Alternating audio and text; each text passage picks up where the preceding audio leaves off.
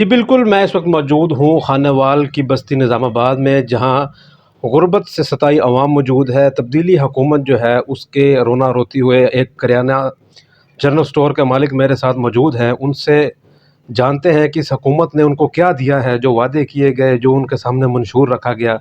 तो क्या इस हुकूमत से खुश हैं या आइंदा किस पार्टी की हुकूमत वो चाहते हैं? जी सर बताइएगा।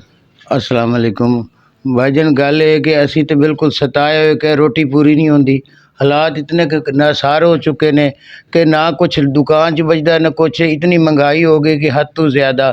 चीनी सानू वो नहीं लभ रही, आटा सानू वो नहीं मिल रहा।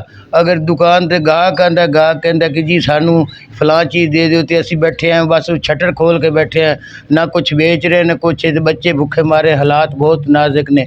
की करिए, साढ़े गवर्नमेंट ने सानू बिल्कुल साड़ी अखीर हो गई है।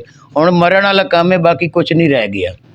तो बाकी तुसी आप खुद वेखो कि तुहाडे सामने हालात ने। पेट्रोल 150 ते चला गया है, बाकी आटा खाण नूं नहीं लभदा पिया। चीनी जनाब कली अगले ने मिलां वाले ने स्टोर की हुई है। सारे तो खान साहब के चहेते लोग ने जिन्होंने रखी अपनी मिलां ने। अगर साढ़े वर्गे किसी गरीब की मिल होवे तो उन्होंने फड़ के ढके हुए होवे, उन्होंने कोई पुछण वाला है नहीं।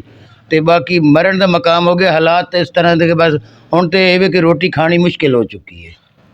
जी बिल्कुल, हमारे साथ मौजूद थे करियाना स्टोर के मालिक। कैमरामैन टीम के साथ 20 स्टार न्यूज़ खानावाल।